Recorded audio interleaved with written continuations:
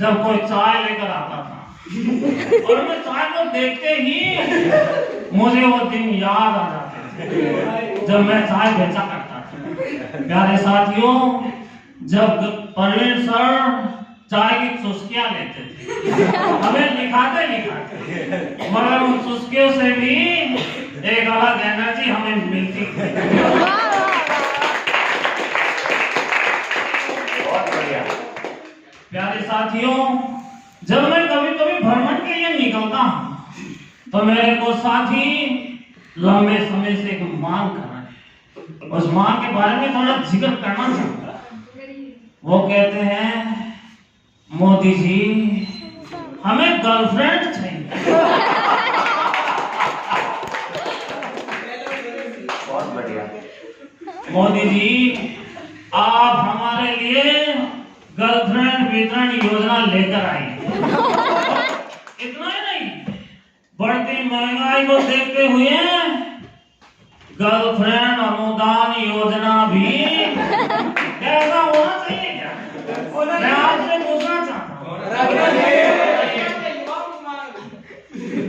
युवाओं की मांग को ध्यान में रखते हुए कभी कभी तो मेरे विवाह को लेकर बड़े प्रश्न उठाए जाते हैं। मुझसे पूछा जाता है, मोदी जी आप विवाह क्यों नहीं कर रहे हैं? प्यारे साथियों, मुझे कई विदेश दौरों की यात्राएं करनी पड़ती और उस समय कभी ना मैं आपसे पूछना चाहता हूँ कि जब आप ऐसे रिलेशनशिप में जाएंगे तो आपको फोन करेगी कि नहीं करेगी? मेरे बाबू ने खाना खाया ऐसा पूछेगी कि नहीं पूछेगी? और इतना ही नहीं, बल्कि आपको भी बराबर फोन करने होंगे, पूछने होंगे। तो मुझे बताइए, क्या 1.25 करोड़ देशवासियों का ख्याल मुझे रखना है कि नहीं रखना? क्या उनका भी मुझे ध्यान रखना है कि नहीं रखना? तो इसीलिए मैं विवाह से दूरी बनाए हुआ। और प्यारे साथियों, कुछ समय पहले चंद्रयान 2 का मिशन हुआ। उस मिशन में चंद्रयान 3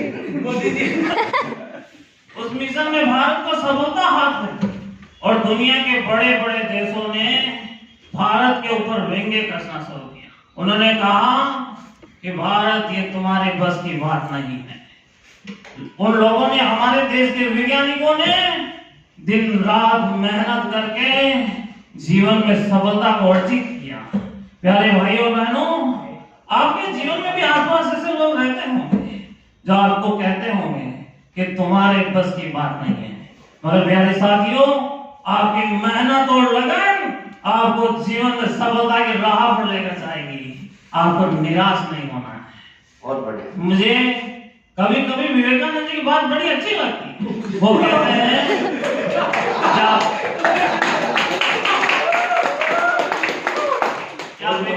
लहजा वही है, वही तरीका है। आप एक विचार लीजिए, उस विचार को अपने शरीर, मांसपेशियां, शरीर के विभिन्न अंगों में भर दीजिए और देखिए कैसे सफलता के राह पर आप आगे बढ़ते हैं। तो आपने देखा होगा। बहुत बढ़िया, एक बार तालियां की बात सोने का मन सबको करता है, मगर आपने देखा होगा एक खिलाड़ी नहीं सोता। वो चला जाता खुले मैदान में 4 बजे 5 बजे, क्योंकि लक्ष्य तय हो चुका है। इसी प्रकार आप और मैं अगर जीवन में लक्ष्यवादी होंगे, धैर्यवादी होंगे, तो यकीन मानिए सफलता के राह को अपन जरूर चुमेंगे। बहुत बहुत धन्यवाद।